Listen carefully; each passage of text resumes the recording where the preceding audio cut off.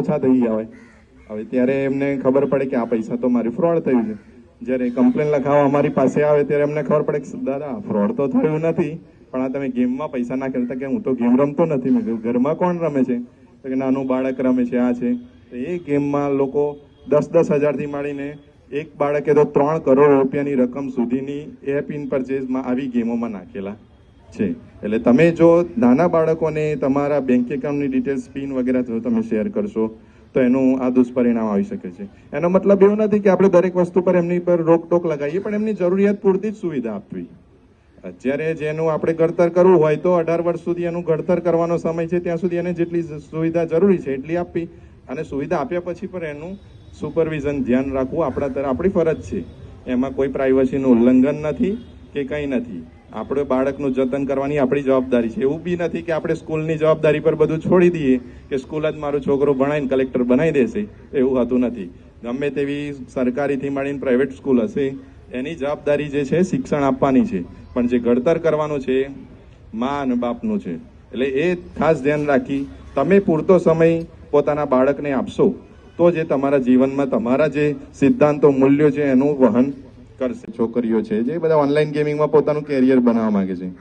આમાં થાય છે શું કે આપણે જોઈએ છીએ 1-2 જણ કે જે ઓનલાઈન ગેમિંગથી પોતાનું કરોડોનું કેરિયર બનાવી દીધું. હકીકતમાં એવું છે કે એ જે એનું કેરિયર જે રિયલ લાઈફનો બનાવવાનો સમય છે એ ઓનલાઈન ગેમમાં પસાર કરી દે છે. હમણાં જ મારી પાસે 3 દિવસ પહેલા એક ભાઈ આવ્યા.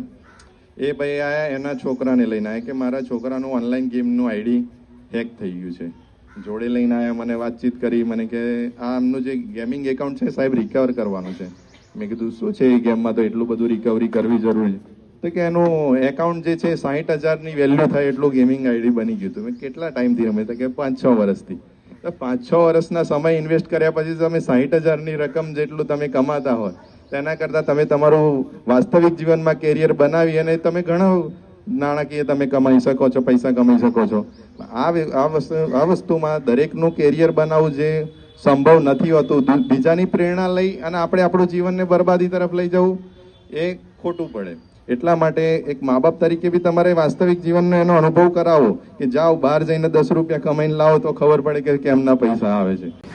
સાથે સાથે જો સ્કૂલમાં જે કાર્યક્રમો હોય છે એ સ્કૂલોમાં કાર્યક્રમ કરે અને સ્ટુડન્ટ પ્રિન્સિપલોમાં બધા કાર્યક્રમ થાય તો હું માનું છું કે એની થોડી ઘણી અસર થાય.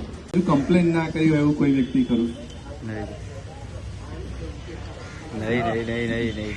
તમે સાયબર ફ્રોડ, તમને ખ્યાલ આવી ગયો કે મારી જોડે સાયબર ફ્રોડ થઈ છે, મારે કમ્પ્લેન કે પોલીસ સ્ટેશનના ધક્કા, કોર્ટના ધક્કા એવું બધું થયું, તમને વિચાર આવે તમે કમ્પ્લેન જ ના કરી હોય એવું કોઈ व्यक्ति હોય તો मुझे जनाओ.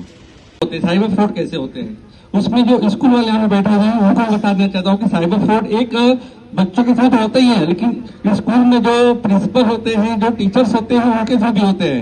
मैं एक एग्जाम्पल बताना चाहता हूँ. एक शाम को मेरे पास फोन आया और उन्होंने बोला कि आपका बच्चा, मेरा बच्चा आपके स्कूल में पढ़ता है 5वीं क्लास में, मुझे उसको ऑनलाइन फीस जमा करनी है. तो मैंने बोला जमा कर दीजिए. बोले ठीक है सर, मैं आपको फोन पे कर देता हूँ और मैसेज आ जाएगा आपको. तो उन्होंने जमा किया और 5,000 रुपए का मैसेज आया. मेरे मैसेज में आया, ऑनलाइन इस पे नहीं आया, फोन पे इस पे नहीं आया, मैसेज पे आया कि 5,000 रुपए जमा हो गए. પ્રોગ્રામ કર્યો તો એમાં મેન તો આપણે કે સાયબર ફ્રોડ થાય તો શું કરવું પહેલા તો બધાને ખ્યાલ આવી ગયો ને શું કરવાનું. સૌથી પહેલા 1930 જ છે મેન. પેલો 1930 ઉપર કોલ કરી દેવાનો. એના પછી જે પણ રજૂઆત હોય એના માટે આપણે રૂબરૂ પોલીસ સ્ટેશન આવી શકો ગમે ત્યારે. 2-3 દિવસ પછી આવો તો પણ વાંધો નહીં, પણ પેલો મેન વસ્તુ એ છે કે 1930 ઉપર કોલ કરી દેવો જરૂરી છે. તો આપણે જે પણ રકમ ગઈ છે તે અનફ્રીજ થઈ જાય.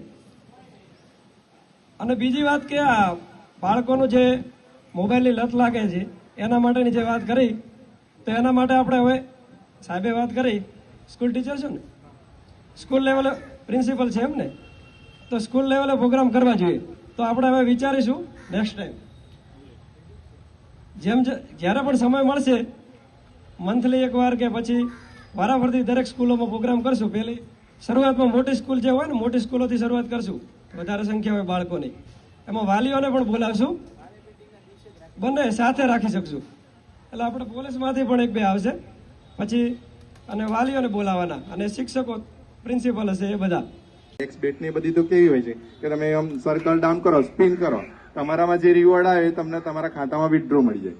તો આ શરૂઆતમાં શું થાય કે તમારા ખાતામાં જે પૈસા આવે 200, 500, 1000, 2000 આવી નાની નાની રકમ આવે એટલે તમને એવું લાગે કે પૈસા ન હોય તો બહુ ઈઝી છે. થાય શું કે જ્યારે આપણા બાળકે કે આપણે આપણું સેલરી એકાઉન્ટ કે આપણું બિઝનેસ એકાઉન્ટ એ ખાતા સાથે લિંક કરી દીધું, જેનું જુગારનું છે કે ઇન્વેસ્ટમેન્ટ ફ્રોડ જેવા જે હોય છે, તો એ જ્યારે આપણી પાસે જે પૈસા આવતા હોય છે ને એ કોઈ લીગલ નથી હોતા. આ રીતના બેટિંગ વાળા જ હોય છે કે આ રીતના ફ્રોડ બનેલા કોઈ ભોગ બન્યા હોય એ લોકોના જ પૈસા હોય છે. જેમ કે મારી સાથે ફ્રોડ થયું, શરૂઆતમાં મને 200-500 રૂપિયા મારા ખાતામાં વિથડ્રો બી મળી ગયા. પછી મને કે તમારા આ ટાસ્ક પેટે 10,000 રૂપિયા નાખવાના છે. 10,000 રૂપિયા નાખી દીધા. પછી કે તમે આ ટાસ્ક સારી રીતે પૂરું કર્યું, તમને આનું રિવર્સ 30,000 મળશે, પણ જો તમે 50,000 નાખશો તો તમને એમના 1.5 લાખ થઈ જશે. બીજા 50 નાખે એટલે આપણે 1.5 લાખ થઈ જાય. આપણે 30,000 ક્યાં લેવા, આપણે 50 નાખી દઈએ. અને આમ ધીમે ધીમે એ લોકો આપણને એ ફ્રોડમાં અંદર ઊંડા લઈ જાય કે જ્યારે આપણે પૈસા પોતાના પાછા લેવા માટે પછી પૈસા નાખીએ. પછી એ લોકો શું કે તમારા ઇન્કમ 1.5 લાખ તો થઈ ગઈ છે, પણ તમારું જે ટાસ્કમાં ભૂલ કરી એટલે તમારું એકાઉન્ટ ફ્રીઝ છે. હવે વોલેટ એકાઉન્ટ અનફ્રીઝ કરવું હોય તમારે તો તમારે આટલા પૈસા મોકલવા પડે. એટલે તમે પાછા બીજા 50,000 લાખ નાખો. ધીમે ધીમે એમને 2, 3, 4 લાખ સુધી પહોંચાડે ને પછી ખ્યાલ આવે કે આપણું તો સ્કેમ થઈ ગયું છે. એટલે થાય શું કે તમે કરો સાયબર કમ્પ્લેન. સાયબર કમ્પ્લેન કરો એટલે તમે કરશો શું કે આ જે તમારા ફ્રોડમાં પૈસા ગયા એની તમે રિપોર્ટ કરાવશો. રિપોર્ટ કરાવી એટલે સામેવાળા જે ખાતામાં પૈસા ગયા છે એ ખાતા ફ્રીઝ થશે. બૌદ્ધિક વિકાસ થાય એવા વિડીયો અંદર આવતા હોય છે. એમાં કોઈ બીજા કન્ટેન્ટ જે ન્યુડિટી વાળા કન્ટેન્ટ છે એવું કંઈ આવતું નથી. તો એ એક તમારા માટે બેસ્ટ ઓપ્શન છે કે એ કરી શકે. પછી કે બધા ઘર પરિવારમાં ભેગા થઈને એવું નક્કી કરો કે ભાઈ આપણે એક દિવસ ફોનથી દિવસમાં કલાક 2 કલાક આપણે કોઈ ફોન નહીં જોઈએ. આપણે આઉટડોરની ગેમ રમીએ. પેલા આપણે ગામડામાંથી આવતા ને ખબર છે, ગામડામાં રમતો જ હતી. આ ફોન તો હવે આવ્યા. આંબળે પીપળે રમીને પગ ભાંગેલા છે, નહેરમાં નાયેલા છે. મતલબ એ બધી રમતો કેવું તમારો શારીરિક વિકાસ થાય. તમે કોઈ રાજા રાણી વાળી ગેમ આવતી 500-1000 વાળી કે છોકરું એમાં જે હારે તો તારે હારે તો તારે 10 ઉઠ બેઠ કરવાની. તે ઉઠક બેઠક કરશે તો એના શરીરના અંગો મજબૂત થશે. તો તમે ઘર પરિવાર વેકેશન છો તો એવું કરો કે ભાઈ છોકરાઓ વાળી એવી ગેમ રમો તમે કે એનો શારીરિક વિકાસ થાય, એનો બૌદ્ધિક વિકાસ થાય અને તમે પણ ફોનથી દૂર રહો, જેથી કરીને તમારું બાળક ફોનની આદત છોડે. બાળકને ફોનની આદત છોડાવવા માટે તમારે જ પ્રયત્નો કરવા પડશે, બાકી કંઈ નહીં થાય.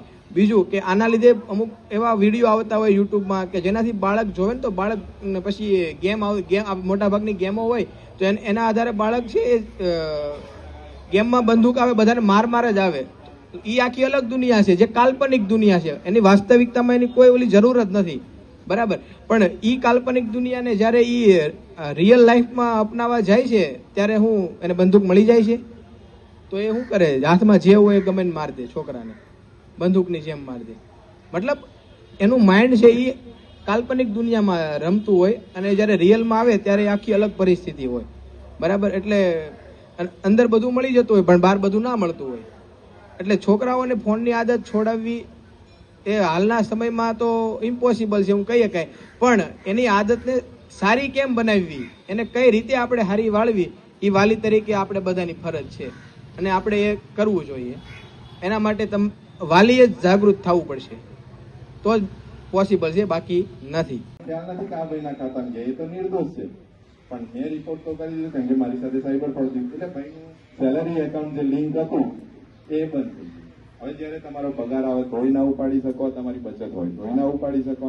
આવી બધી જે તકલીફો ઊભી થાય ત્યારે પોલીસ કહેશે કઈ કામ નથી કરતી. તો પોલીસનું કામ છે તપાસ કરવાનું. તપાસ કર્યા વગર એકાઉન્ટ ફ્રીઝ કઈ રીતે કરી શકે? અને રિપોર્ટ હોય બહારની સ્ટેટનો, તમારા રૂબરૂ જયા વગર તમારું એનઓસી ના બને, એનઓસી બન્યા પછી એકાઉન્ટ ફ્રીઝ.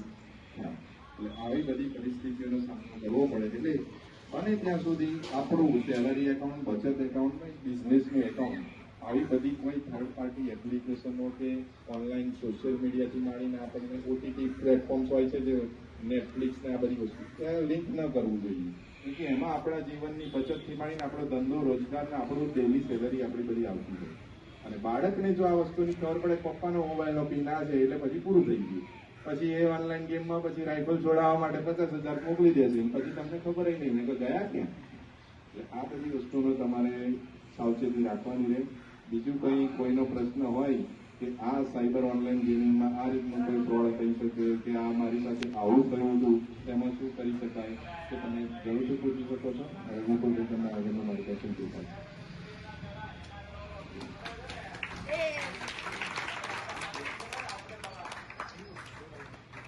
અત્યારનો ટોપિક છે ને એ છોકરાઓને ગેમની લતમાંથી બચાવવાનો, એમને કેમ એ લત છોડાવવી એ બાબતે આપણે વાલી તરીકે આપણી જવાબદારી છે ને એ નિભાવવાનો, બરાબર? તો એના માટે તો સૌપ્રથમ છે ને વાલીએ મોબાઈલની લત થોડી ઓછી કરવી પડે. અને છોકરાને આપણે છોકરું જરાક વજન કરતું હોય એટલે આપણે એને કંઈક આલે બધા લેખા આવ્યો જાય એટલે જતો રહે, પણ આપણે જ એને એડિક્ટ બનાવીએ છીએ એટલે એ છોકરું ફોન જોડે. હવે તમે છોકરાને ફોન આપો છો, નો ડાઉટ, હાલો પોતાના સમય પ્રમાણે તમારે એને ફોન આપવો પડે છે. માંથી કોઈ એવું વ્યક્તિ ખરું કે જેની સાથે સાયબર ફ્રોડ જોઈએ તમે તો ખ્યાલ છે? फिर इसके बाद मैंने तुरंत ही कॉल किया, बोला कितना जमा किया आपने? बोला सर 50,000 जमा किया, 45 जमा कीजिए सर। बोला ठीक है जमा करता हूँ। फिर इसके बाद में मेरे मुंह से भी बहुत सारे वर्ड निकले। बाद में मैंने बताया कि मुझे इस तरह से फ्रॉडिंग कर करके तुम साबित क्या करना चाहते हो, कौन सा क्लास में हमारा बच्चा पढ़ता है, तो उसका नाम क्या है, सब कुछ डिटेल में पूछना शुरू कर दिया। तो बोले कि फिर इसके बाद मैं अपने रूप में आ गया, मतलब उल्टी सीधी गालियां देना, ये सब करना, वो सब करना। लेकिन हमने थोड़ी सी सावधानी नहीं रखा होता, अगर मैं दोबारा मैसेज को नहीं दिया होता तो शायद 45,000 रुपीज मेरे अकाउंट से क्या हो गए होते, ट्रांसफर हो गए होते।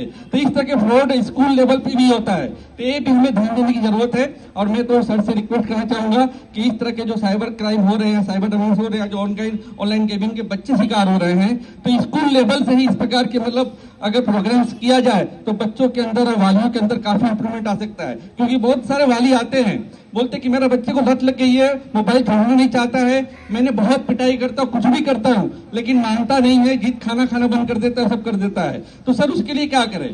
तो जो हमारे लेवल की चीजें होती है हम तो समझाने की कोशिश करते हैं, लेकिन अगर वही चीजें एक बोलते कि लीगल और कानूनी तौर पे अगर बच्चों को और वालियों के माइंड में सेटअप किया जाए तो मेरे ख्याल से कि वालियों के अंदर भी थोड़ा सुधार आएगा और बच्चों को भी चीजों से डर लगेगा जिसको शिकार दिन प्रतिदिन होते चले जा रहे हैं। क्योंकि अभी सर ने थोड़ी देर पहले बोला कि एक समय था जब हम गिल्ली डंडा या बाहर आउट गेमिंग करते थे, उसमें बच्चे मजबूत भी होते थे और मानसिक विकार भी होता था और मानसिक विकास भी होता था। और बच्चे क्या है कि जो अभी मतलब जब मानसिक विकसित हो गए हैं, उनकी सोच बदल गई है, विचारधारा बदल गई है, तो वो विचारधारा कहीं न कहीं लाने के लिए बच्चों को आउट गेमिंग करवानी ही पड़ेगी। और ये पेरेंट्स अगर तत्पर होंगे, चाहेंगे तो ही पॉसिबल हो पाएगा।